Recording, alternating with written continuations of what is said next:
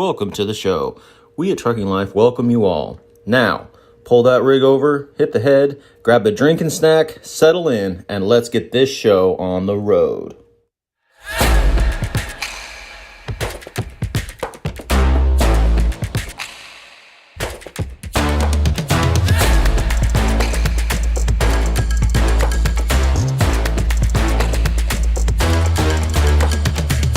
And now, your host. Hello there. Wow. There is the Pink Panther with her cute little muffs on. You like those? There is my Johnny. How are you tonight, Dart? Me. You know, I am up where it's colder than a witch's tit in a brass bra tonight. But I'm There hanging you in go. there. You know, that disclaimer that comes on at the first of the video that's kind of angled like the Star Wars thing. Every time I see that, I want to start talking like Darth Vader. Funny he is. Just say it. Just say it. There Where are you you go. doing today, Angela? Where are you at? I am doing good. I am in Knoxville, Tennessee. I'm staying below the snow line until Friday when it all clears up. Because I got to go to Detroit. Yes, you do. That's not good. That's not good. I'm staying north of the snow line. There you go. Well, welcome to Wednesday night with Trucking Life. And we're going to talk about a couple of interesting things tonight. But we wanted to start out with an update on Canadian protests that are going on about the vaccine mandate. So, what have you heard today, Johnny? Well, I've heard through different people. One of them is, of course, Pat and me were talking about it. That I can never pronounce the dude's name right. Trudeau or whatever his name is. Trudeau. Yeah, so I found out through Pat and my wife that he's trying to make it to where all the drivers that aren't vaccinated have to stay in their own provinces in Canada. They cannot cross different provinces. So that's like telling a driver that he has to stay in his own state. He can't go out of his state because he's not vaccinated. And I heard that he tried to get a bunch of tow trucks to come tow all the trucks out of the city because the city is completely locked down. You can't go anywhere in the city. Well, most of the tow truck operator companies told him, sorry, we can't come help you. We have COVID, so we have to quarantine. So he got told no about that. And then I read up on a deal in Montana. There's a border crossing into Canada and Montana that is completely stopped. The roadway is at a standstill. It's been like that for days because there's so many people wanting to come across to get into Canada to support them. And then Quebec is shut down the city, so the truckers can't get in there. But now they've got tractors. Farmers are driving their tractors across country just to help out with this protest. And, you know, when the farmers get involved along with the truck drivers, man, that's pretty much the livelihood of what everybody needs for commodities. So now we've got two different styles shut down right now because of their beliefs. And I don't think people are taking us serious and taking us drivers and us farmers serious about what we are striking for. What do you think, Gans? Well, I don't know. It's saddening. Honestly, it's sad to see what they're doing to these drivers. Can you imagine if they tried to tell us we couldn't cross state lines unless we got vaccinated?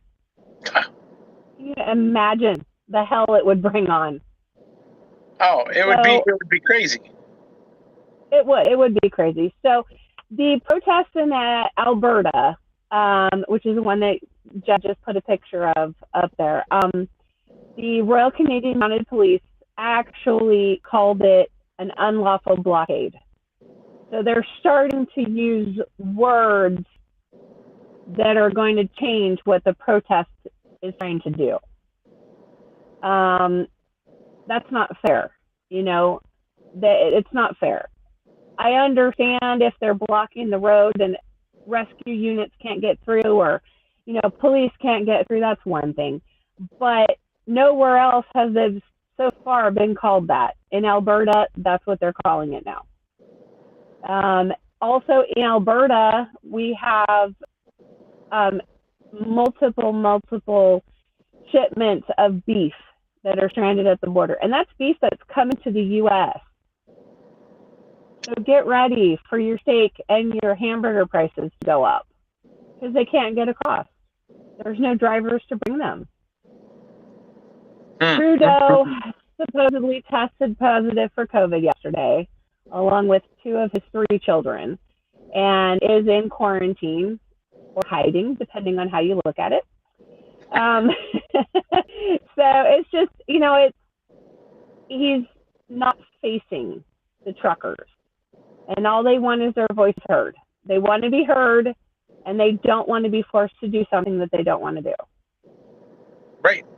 I agree, hands down. It's our body. We should be able to choose what we do with our body. Just because somebody like yourself, you take you and you take me. You're vaccinated. I'm unvaccinated. Mm-hmm. Yep. You drive truck. I drive truck. We both do the same exact thing. We haul airline freights, but yet we still love one another. We still enjoy being with one another. We still work together. We still have that common love and respect for each other out here, even though we're both different right there. So that goes to show that it's okay to be different, because you can't have everything the same. There's got to be a difference somewhere. And just because you're vaccinated doesn't mean you're any different than me. No, that's how I see it. I like that. Nice comment. The only thing he tested positive for is being a tyrant. Thank you. Yes, I agree. I love that. So this particular topic is not going away anytime soon, and we will continue to bring updates whenever there's something to update you on. But right now we're going to take a break, and when we come back, we are going to talk about transmissions. Yes, we are. Where did everybody go?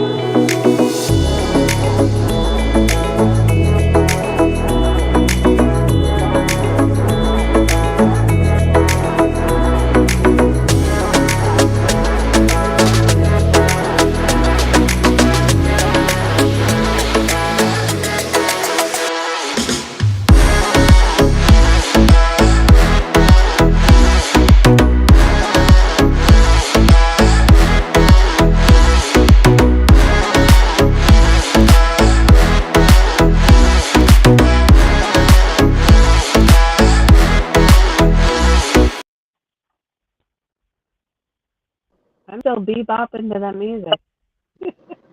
Right. That is a bad habit. I bebop. All right, so that's how you can tell she's come through Shreveport in a while. Exactly. There you go. You can do that when you go through any part of Louisiana. Let's be honest. Right. So, let's talk transmissions, my friend. What about them? Well, when they don't work, it's not a good thing. So I have in my truck an 18-speed manual. Really? Yes. So you're a real truck driver. Apparently. That's what my dad says. Well, what you know do what? You have in yours? I have a 12-speed sissy transmission. It's called an automatic with no clutch. But you know There what? you go. I know a little secret about Ange that nobody knows. She used to own an automatic herself. I did. I To be did. honest, When I started out driving, I learned on manual, and years later, as a company driver, we were given an auto select. So you had a clutch, and you had a gear shifter, but it was stationary. So you put it in drive and go. And when we first got it, I was like, no, this is horrible. What they pushed this? Why are they doing this? And I actually fell in love with it. I did like it. yes. I was against Volvo trucks. I was against automatics, for the longest time. I'll be the first to admit. Now I have an automatic, and guess what? It's in a Volvo truck. But you know what? Yep. It doesn't mean that I'm any different than the other truck driver out there like you. I started out in a manual. Me personally, I think everybody should learn how to drive and train in a manual and take their test in it first before you get sent out on the road. Um, there are its good sides and its bad sides about automatics. Some automatics guys say that they can't back into the dock because they can't feather the throttle like you can with the clutch. Well, I kind of agree with some of that. The DD13, it does have that little slippage there when you go to try to feather it back into the dock. Now, my Volvo, I can feather it into a dock and touch it just like I can in a manual. So that shows the difference between the two transmissions. The Frost, a company called Frost and Sullivan, they did a study in 2015, and there is a big difference in price on rebuilding an automatic versus a standard. So your standard, sometimes you can get away with $1,000 to $5,000 to rebuild it. Automatic is $6,000 to $10,000 to rebuild it, but it's also been proven, and I've seen it on paper because I put paper to pen. You can get that savings back in just the fuel mileage alone that you save with an automatic. Well, did you save fuel with an automatic, Jens? I did. When I had the automatic, the third truck that we bought was an auto shift. There's different levels of automatic. I never had one with a clutch first. I never did. Everyone I've ever had a clutch in it. But that automatic transmission left me stranded in the middle of an intersection one time because the transmission left up. Now, if that had been a standard, I could get a pull start and get out of there. But it ended up with the famous XY shifter going out. That is let me tell you, when you get an automatic transmission, that's the first word you learn. XY shifter. That thing will go out constantly. Had to stop, turn everything off, pull the battery cable, put the battery cable back on, and then it finally rebooted and it went on its way. But yeah, many times I had issues with that X shifter. That is probably the worst thing about it. That was the worst part, the worst repair that I had. The fuel economy, the fuel savings was amazing, and I mean, let's admit it. Look at all of these major companies, these fleets. That's what they're buying. They're buying these automatic transmissions so that they can put drivers in the trucks faster. Yes. Mac dealership said that 94% of their new flagship, I don't remember what it's called, but their new one that they got out, 94% of them are ordered with an automatic in them nowadays. Automatic transmission. Yep. Yeah, I saw that too. Um, So, with the automatic, it makes it easier, like Angela said, was to just throw a driver in it and say, here you go. Because I mean, if you can drive a car that's an automatic, you can drive this semi that's an automatic. Mm-hmm. You can figure out how to put it in gear and move it. Now, whether you can steer it or not, that's a different story, because we all know that there are some of those drivers out here that cannot drive. I'm not going to be ashamed to admit it. I have my days where I can't drive worth a crap, but there are some drivers that just can't drive, period. And you put them in an automatic just makes it even that much easier. But we had that conversation when we first started talking about this, how an automatic takes some of it relieves some of what did we say? Some of the thinking about, correct. about safety, because you can especially in bad weather, it takes the stress of thinking, where's my RPMs at? How fast am I going? What gear does that coordinate into? It takes some of that stress and that thinking process away from the driver and lets him focus on what's in front of him. Right. So, when automatics first started to come out, it was hard to find a mechanic work on them. That's getting a little bit easier because now they're all over the place. You had to find the right mechanic who knew what he was working on. Well, then it came to parts. Parts hard to find because it was yes. new. It was new technology. You couldn't find parts when you had to fix them. Yeah, sorry. I'm watching this creepy guy back into next to me, making sure he doesn't back into my truck. So I apologize, there you folks. Go. No, it's okay. You got to pay attention to what's going on around you.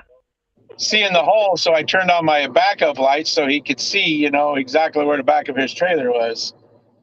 There you go. Yeah, that kind of worries me. I apologize, folks. I know, it's always scary. Don't worry about it. So in most, if not all states, if you do your test drive in an automatic, your license is restricted to an automatic. And you cannot drive legally a manual transmission until you go and you test in a manual transmission.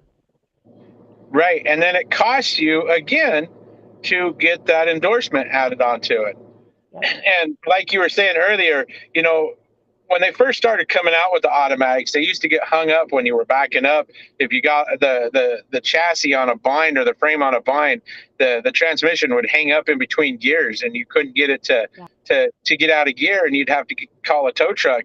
And they've since gotten better.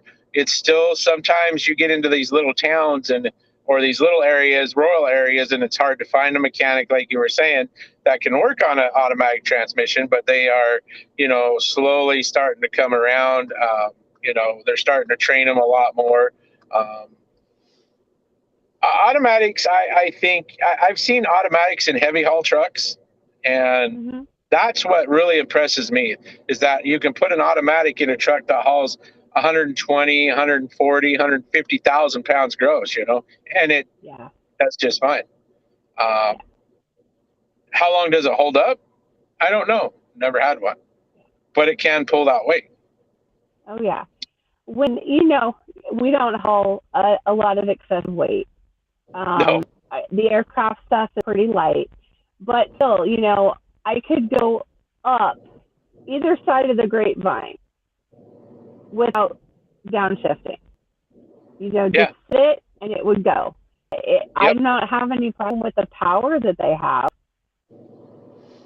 No, and I like the fact, like mine, I've got a setting on my steering wheel where I can set up the Jake to come on at a certain speed going down the other side. So when I set my cruise out in the middle of nowhere and I'm just cruising along, I hit a hill and the truck automatically downshifts, but then when it starts going down the other side, it'll automatically put the Jake on if it gets over that speed. And the Jake is set up in this where it works well enough that if I get 5 mile an hour over that speed, it'll actually slow me down almost 10 mile an hour Mm-hmm. slower.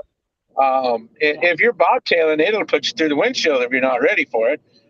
So I like that concept because I can kind of adjust it and I can monitor it, because I'm still driving it and able to monitor it. But it takes the guesswork out of it. It does it for you, which for me, I enjoy that. I enjoy being able to just kind of sit back and drive for a change.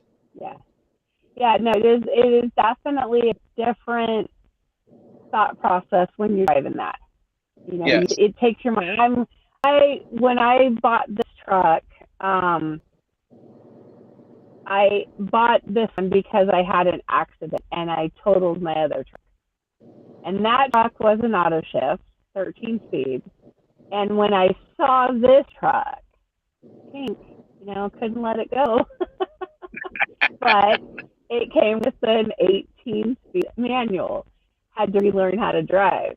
I mean, honestly, it took me a while. It took me a while to get back into, remembering where I needed to be and what RPM and watch the speed, watch the RPM and make them coordinate. It took me a while, but every day gets better.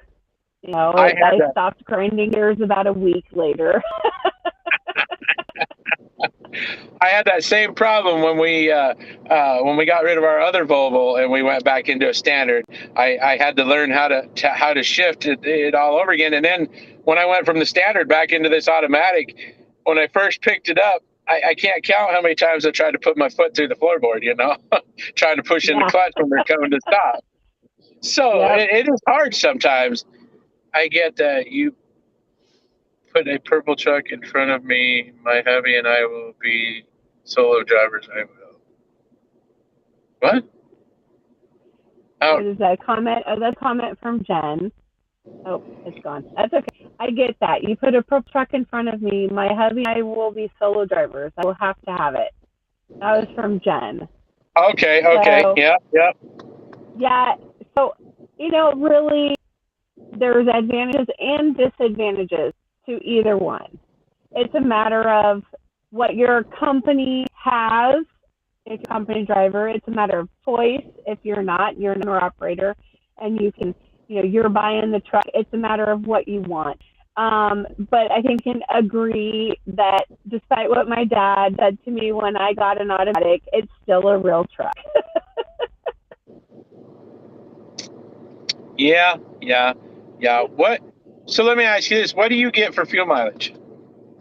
Right now I'm getting about 6.9, 7.1. Depends on what I'm hauling.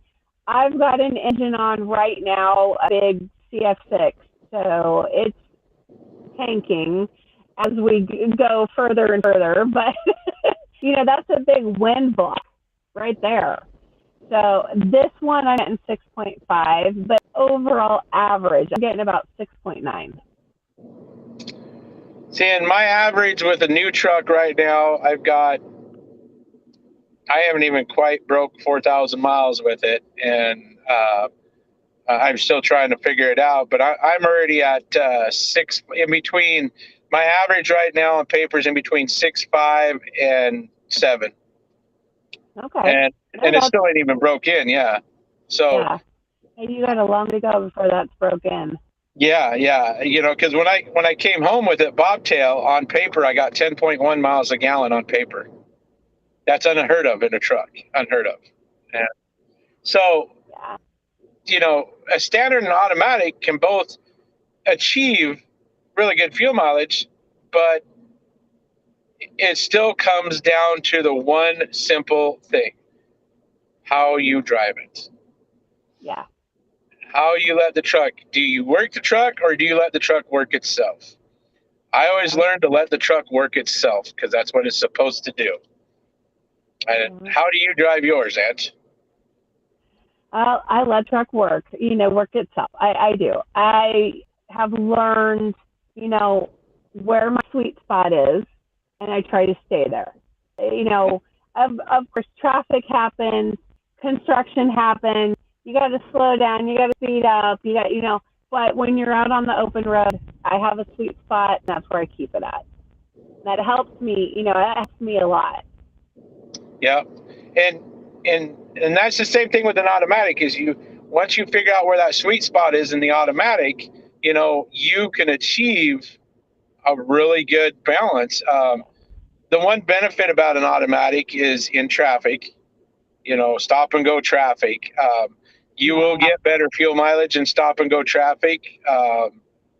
I personally, I think an automatic does better mine does better in the wind than my standard did. Really? For some reason, it holds the top gear better in the wind. Now, I don't know why. There's another advantage. When you're in like downtown areas, it comes in handy with all the stoplights and turning corners and so there's a lot of, like you said, disadvantages and advantages. If you like old school, well, then stick with the the manual. I like old school, but then in the same sense, you also kind of got to grow with the growth. You got to don't grow be with ashamed of what you technology. have. Right. No, of course not. Don't be ashamed of anything. Don't be ashamed of what you have. Don't be ashamed of what you're given if you're a company driver. It's all, we all drive the same. We all out here. It's just a matter of doing this. Right, Matt. Yep, doing the same thing in a truck. It's called a truck. That's right. All right. Well, we're going to take a break, and when we come back, we are going to talk owner-operator versus company driver. Oh, shit. We're in trouble now. Are you tired of overpaying the IRS year after year? Let me find you every possible legal deduction to reduce your tax liability. Specializing in over-the-road drivers, owner-operators, and their families, I can help you. We have a free mobile app and same-day cash advances available. Contact me, Sarah Darling, at 903-932-8249 or email sarah.darling@lgmfinancialconsulting.com. We are an authorized IRS e-file.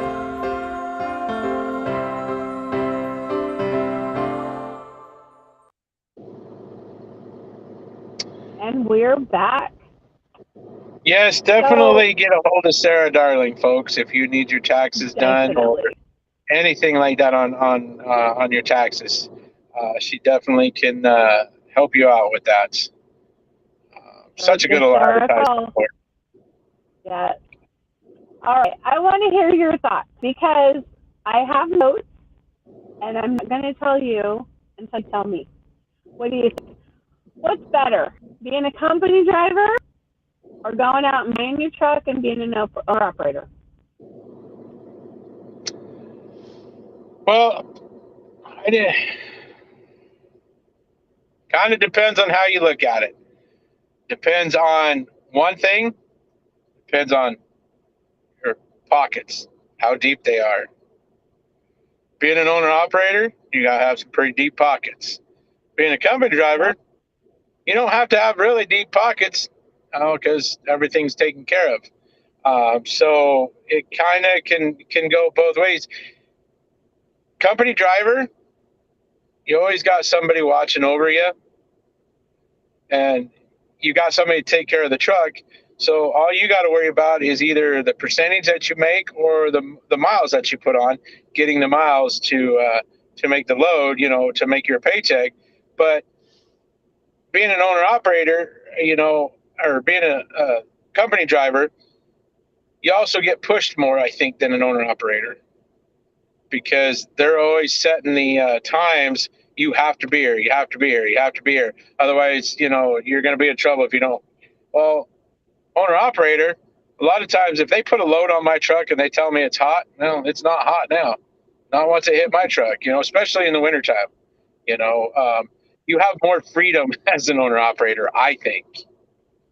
I didn't get a whole lot of studying done on this because I had some things going on, folks. So I'm kind of winging it tonight, so I No apologize. worries. I'm going to show you my notes. I know they're kind of hard to see, but I have two columns. I have company driver and I have owner operator.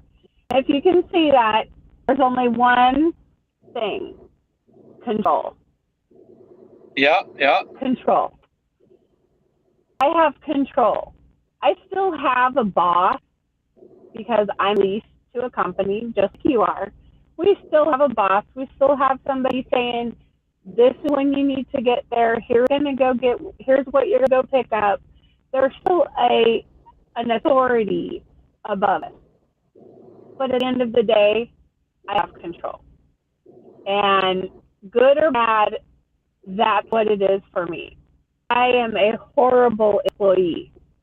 I do not take direction very well.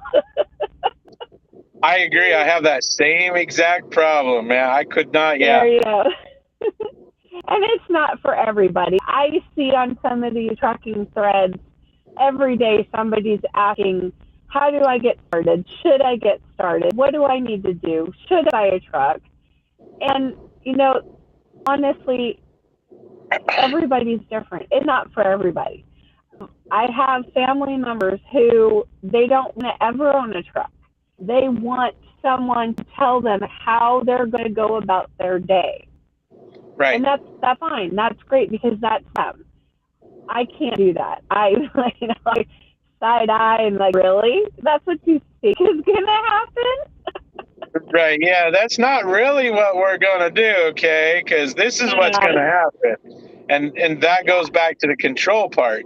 I do agree with you there. It's about the control.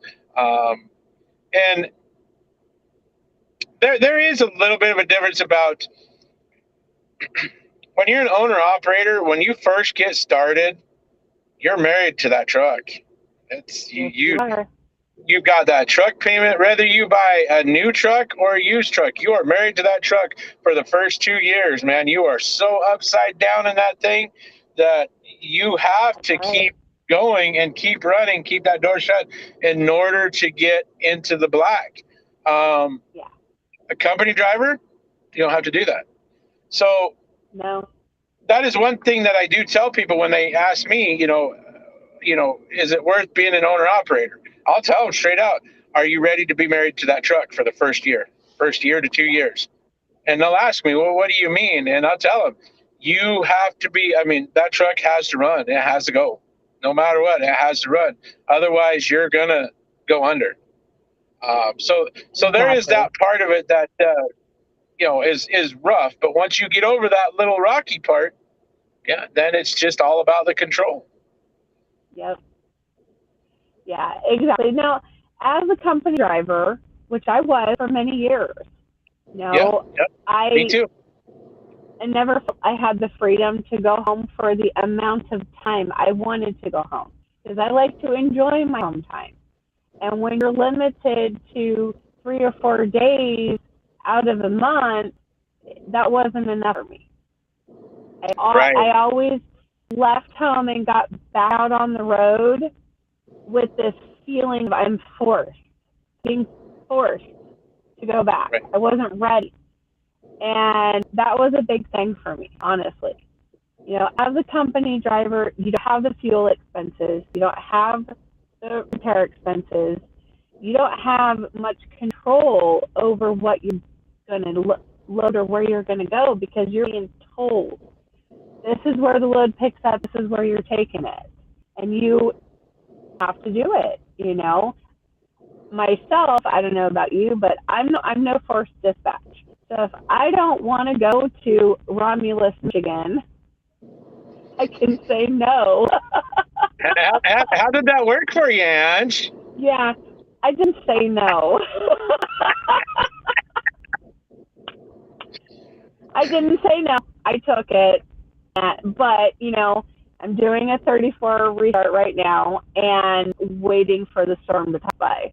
So, yeah. It's my one trip this winter.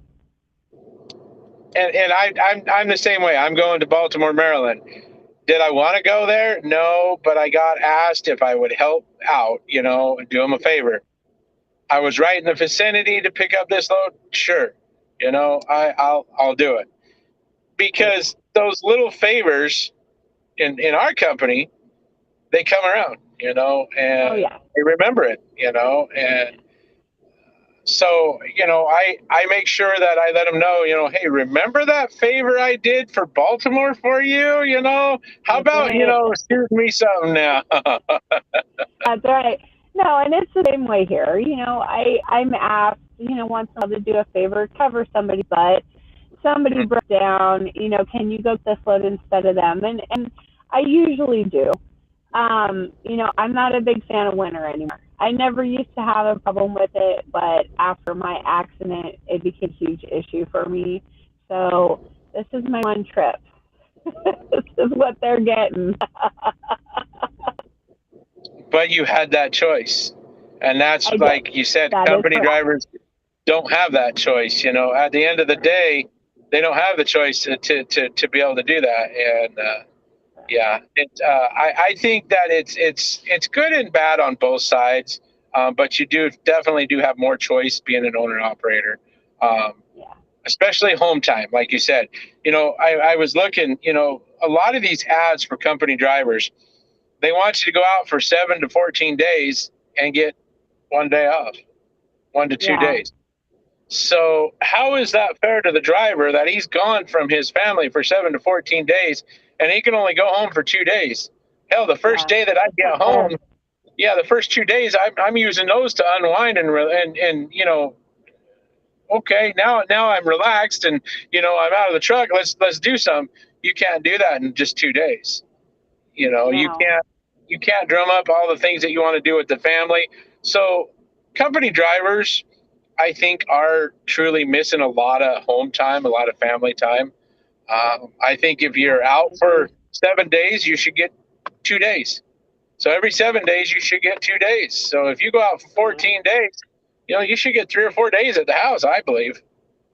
I'm with you. I wish I could have had that when I was a company driver, honestly. Yeah. I think that would have been a lot better, a lot less stress. And whether you're leased or you run your own authority, you still have the freedom of choice. Right. See, this all comes back around full circle. It's freedom of choice. Yep. Freedom of choice. It's freedom of choice. And if you want to be married to that truck for the first 2 years to get it going. But once you get over that 2-year mark, that freedom of choice is so nice to have, knowing that you can decide, you know what? I've been out for 3 weeks. I got some stuff coming up. I'm going to go home for a week. And Exactly. nobody can tell you any different. Oh, I don't want to go drive in the snow, technically. But I'm going to do my 34 right here until it blows by. That was your choice. Right. Yep. That's right. Yeah, I agree. I definitely agree. I saw your comment, Chris. We'll touch on that someday in the future, another topic. I'm sure that would be a really good topic, because we've all had incidents. Some of us have had accidents, so I think that's for another show, though. Yeah, accidents would definitely be for another show. There's a few of us here that have, I personally have ran over the top of a car, so yeah. Oh, gosh. Yeah. Pulled out in front of me, I ran over the top of it. Rode it like a skateboard. That's all I'm going to say. There you go. Oh, my gosh. I brought brand new meaning to Super Hot Wheels. There you go. But honestly, it all depends on person. I think there are advantages and disadvantages to both. I think I saw Melissa comment about having health insurance, which is a big plus. That is for sure, because I'll tell you what, as an owner-operator, it's all on you. And I do not have health insurance. So. Yeah, we just got some. Just barely got some. Good. So I almost don't know what to do, The wife went to get some prescriptions and she totally forgot she had the insurance card. And until she got reminded, she's like, oh, hey, wait a minute. and she got Yeah. some of her prescriptions for free. So insurance is a big thing. Taxes are another big thing. With a big company, they take them out for you. We do our own taxes. It's you got to figure that shit out on your own, and Yeah. that's why you should talk to Sarah Darling, folks. Talk to Sarah Darling for your right. taxes. Talk to Sarah. That's right. We're smart now. We got people that do the thinking in their noggins for us. That's right. Yeah. Oh, So shoot. I think the only other thing that I had written down was, as a company driver, I think there's a faster turnaround for loading. I don't know about you, but I do sit in between sometimes, not always. Yes. But if there's, since we specialize, there's some downtime. There is some sitting in between loads. And as a company driver, they're looking at the overall picture. They're looking at Yes. all of their trucks, not just you. So they want to make sure that those trucks are moving. And it's a little bit different, but you get used to it. And it's not for everybody. We've had people come over here and lease on, and then they freak out because they sit for 4 or 5 days. Yep. And I'm like, just get a hobby. Get a hobby to fill that time, get used to it. Because, that when you have those back-to-back-to-back loads, you'll see the difference. Yeah, it comes around, but being in specialized, that's exactly what it means is specialized. You've got a company driver or an owner operator that pulls just a regular reefer, or a regular dry van, or just a regular flatbed. Then you got specialized, like what we do. Specialized is a big deal. We have a lot more eyeballs watching us with what we haul, and we have to pay. I mean, everybody pays attention, but we have to go a little above what you would normally do, because it's specialized. So I guess my advice there, if you want to get into being an owner operator, and by all means, anybody that's watching, any of our viewers, don't be afraid to be an owner operator. You just got to you got to go in with the mindset that you're going to have to work, and you're going to have to work hard for a while, to get where you want and to accomplish that. And you got to do that in any job you go to, but being an owner operator, it's a little bit harder. But specialized has treated me really, really well. I've made good money. I've made a good living. I work hard for what I load. I used to do 13 and 14 axle freight, so I was, pulling over 200,000 gross, and it would take me a whole day just to break down the trailer and load. So by the time the day was over, I was completely wore out, but it paid off. Over the years, it paid off because I stuck with it, and I kept to my guns. And that's the key thing is, knowing when to walk away and knowing when to just keep pushing and keep fighting, because you can make a name out of here for yourself even as a company driver. You just got to be willing to do it. And if you make a good name for yourself, people are going to remember that. That's just kind of how I see it there. I agree. Specialized has treated me very well. And as many of the people watching know, I was off for almost half of last year. Exactly. That didn't come easy. I know. That didn't come easy. That came from a lot of work. I worked to put it in the savings account to make sure that I could cover everything, because the bills don't stop. Nope. Okay. For the 6 months, I had no income, but I had a lot of outgo. Yep, so you watched it going out that door. That's right, I sure did. But it felt good. It did. It took a lot of work, but I was able to do it. So, control. It's all about control. You know what? It is very much so. Very, very much so. And you can have control if you're a company driver, and be able to do things like that as long as you work hard and stay honest and truthful. Don't go into this industry to be a company driver or to lease a truck from a company or to be an owner operator thinking that just because you're a company driver it's going to be easy, because it's not easy. Even being a company driver, it's not easy. They expect you to be there on time, just like they do us. So when you come into this industry, this is a job. This is a hard job, not only physically but mentally, and you got to be prepared for that, because if you're not prepared for that, you're going to want to quit it as soon as you started it. So you might as well not even start it if you can't handle the pressure. That's right. Just being honest. Don't be afraid of. I don't want anybody to be afraid of being an owner operator or being afraid of taking that leap. Find somebody that you trust to talk to get the straight answers, because there are so many people out there that tell you BS tales in the truck stop, and you're not going to get a straight answer. You've got to find somebody that you trust that will tell you the truth. Well, here you make a decision. I'm a perfect example. The Volvo that I have, I actually leased this Volvo for 2 years, and then I have the chance to purchase it after 2 years. So in this lease, all my maintenance is covered, tires, everything.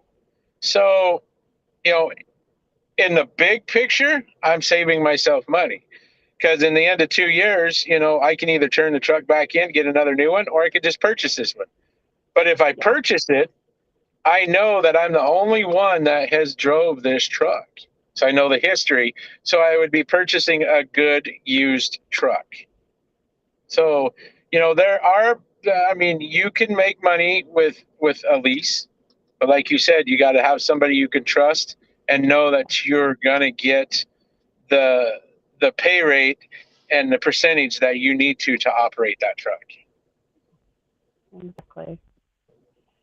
All right. Well, we're going to take a quick break, and then when we come back, we're going to go through some of the questions and comments that we've had. No. Yes. No, I'm the boss.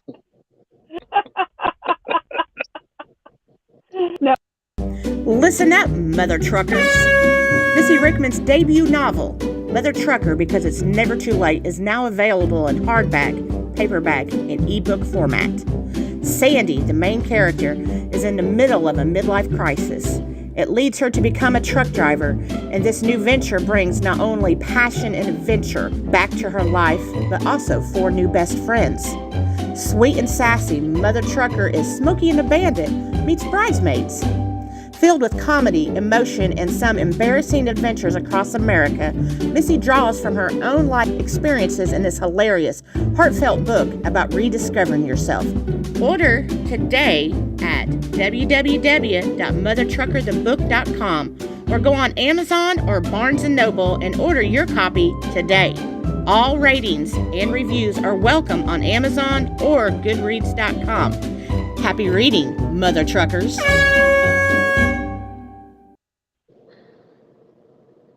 I told Missy she sure likes saying it, don't she? Yeah.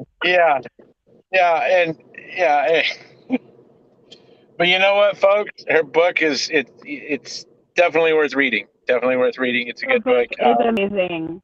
Yes, she did an awesome job. Yeah, she did. It's a great book, and I encourage everybody to go on Amazon and get it. Yes, it is a wonderful book. Yeah, it's a cartoon book for truck drivers. That's exactly what it is. That's right. There you go.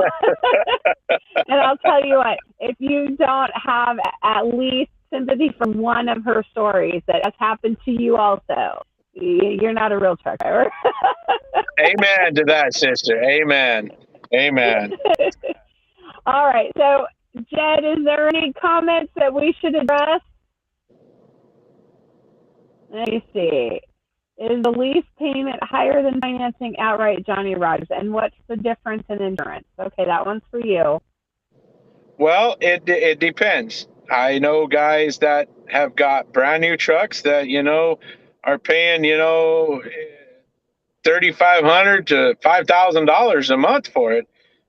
So a new truck payment versus a lease payment is it depends on what lease you get into. Yeah. It all, and that depends on where you go. My lease payment is about the same as a brand spanking new truck you just bought off the showroom floor. But the only difference with that is my lease covers all the maintenance, so I don't have none of that money coming out of my pocket. Yeah. So that's where I'm at with that one. There you go. Well, I want to invite everyone to join us on Sunday for Sunday brunch. That will be at 11 a.m. Central Time. And don't forget to check us out on YouTube, like our videos, subscribe. And he's tired. Look at that.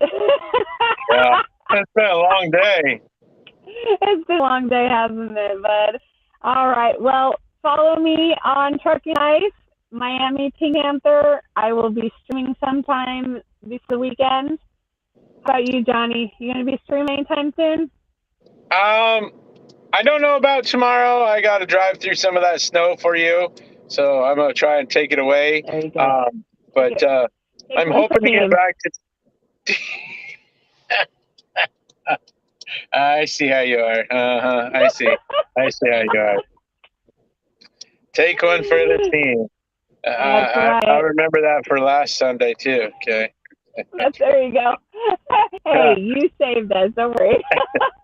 I'm hoping to get back to streaming. For me, it's a little awkward because I'm used to having the wife out here, folks. So I'm not gonna lie. So it's a little different. But yeah, Living, Loving, Trucking. That is our page, and I'm gonna try and get going here once I get me a mount to put the phone up so I can start streaming. I got a new truck.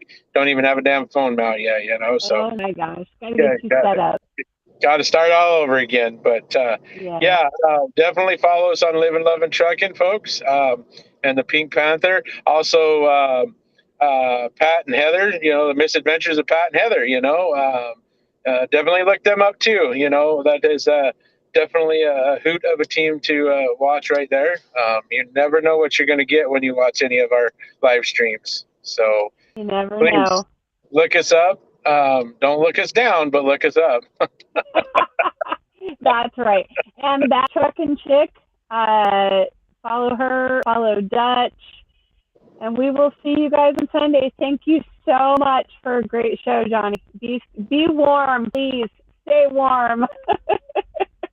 Yeah, I'm in the shorts in the truck with the t-shirt on, so I got it nice and comfortable in the truck, so I'm good. But I'm just hoping that my fur baby doesn't have to go outside, because then I got to get dressed again. Then you got to get up to think about it. Exactly. Yeah. Oh, my gosh. All right, everybody. Drive safe. Take care, and we'll see you on Sunday. Thank you. See you, folks. Have a good night. Good night. Bye.